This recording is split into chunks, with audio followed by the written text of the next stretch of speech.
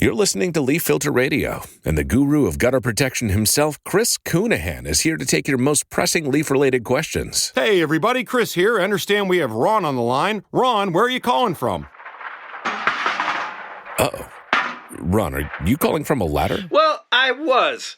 I wanted to ask Chris what I need to do to get my gutters ready to have leaf filter installed. Oh, Ron, you don't have to do anything. A Leaf Filter Trusted Pro will come out and clean out your gutters, realign and seal your gutters, and install Leaf Filter, America's #1 gutter protection system. So I didn't need to get on this ladder? Ron, Leaf Filter Trusted Pros are in your neighborhood and ready to help. Just visit leaffilter.com/day to schedule your free gutter inspection and get up to 30% off. Thank goodness. What was that site? That's leaffilter.com/day for your free gutter inspection today. See representative for warranty details. Promotion is 20% off plus a 10% senior or military discount. One discount per household.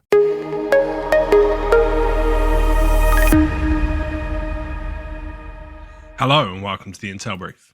Today is Wednesday, 24 September. I'm your host, Daniel, and today we're going to talk about Trump saying that he thinks Ukraine can regain all of the lost territory from Russia. Norwegian police are dealing with an unexploded hand grenade and also an explosion in central Oslo.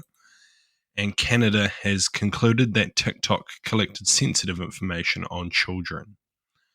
So firstly, US President Donald Trump appears to have shifted his rhetoric about the war in Ukraine following a meeting on Tuesday with Ukrainian President Volodymyr Zelensky on the sidelines of the UN General Assembly. In a statement on Truth, he said, after getting to know and fully understand the Russian and Ukrainian military and economic situation, and after seeing the economic trouble that is being caused in Russia, I think Ukraine, with the support of the European Union, is in a position to fight and win back all of Ukraine from Russia. Trump wrote on Truth, said that roughly a fifth of Ukrainian territory, including the Black Sea Peninsula of Crimea, is currently under Ukrainian control, originally starting in 2014. Ukraine has been able to regain some of its territory following the full-scale invasion in February 2022, though Moscow's forces have been putting pressure along the entire eastern front line for the last few months and making incremental gains. So what?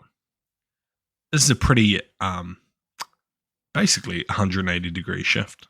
And also the first time a US kind of politician has come out and said that they think Ukraine can achieve what would be total victory.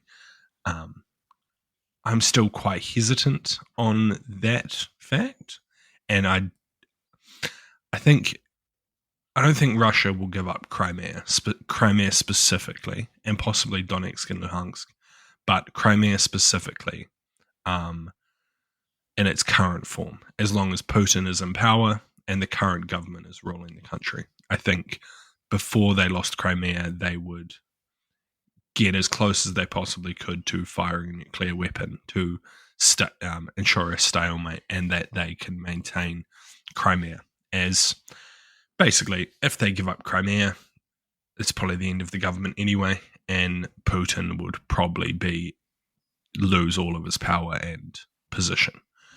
So yeah, it's pretty interesting to see Trump flip like this. What was said in that room, I don't know. I don't think anyone but him and Zelensky know. But Zelensky's clearly learned how to play the Trump game, and he's done well here. So good on him. What this actually means on the ground, we'll have to wait and see. It'll be interesting to see if Trump now starts supplying more equipment, though he's currently making the EU pay for it, so it's just good business from him, I guess. And next, Norwegian police said on Tuesday that they were investigating a blast on a street in central Oslo and later conducted a controlled detonation of a second explosive device found at the site, adding that a suspect had been apprehended for questioning.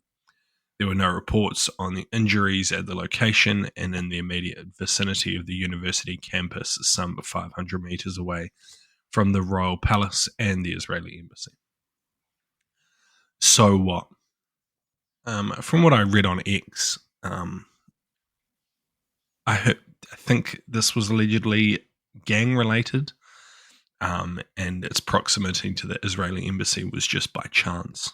And also the person arrested for questioning was a 13-year-old, which is fucking crazy.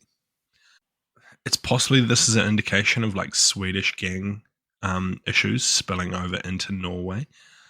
Sweden has a pretty complex history recently of gang violence using explosives and like other pretty extreme methods of IEDs and the such.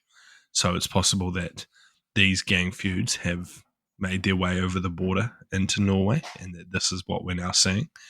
If that's the case, it could be an indication of things escalating in the country, which Norway would not be too pleased about.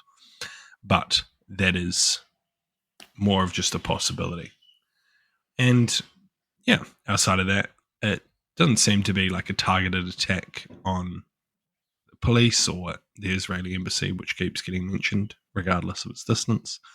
And lastly, TikTok has agreed to improve its measures to keep children off its app after a Canadian investigation found its efforts to block children and protect personal information were inadequate. The joint investigation into TikTok by Canada's Privacy Commissioner and Privacy Protection Authorities in the provinces of Quebec, British Columbia, and Alberta found that hundreds of thousands of Canadian children access TikTok each year, despite the company stating the platform is not intended for people under the age of 13. So what?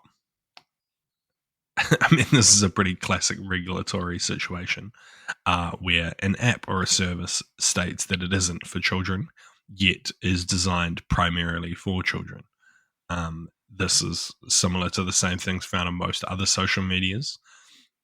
So going after TikTok for this specifically seems a bit unfair, and probably is just a follow-on from people not really liking TikTok anyway. So, yeah. However, what they're going to do to keep children off the app I don't really see how they do it. It's not going to become like Australia where you need to provide IDs. That doesn't seem what they mean. And it's not going to be any less appealing to children. So, TikTok are in a lose-lose situation if the Canadian authorities continue to go after them. But that's life in the world of social media. Games are Game Boys. So yeah. Anyway, thank you for listening to the Intel Brief. I've been your host, Daniel, and I'll see you again tomorrow. See you.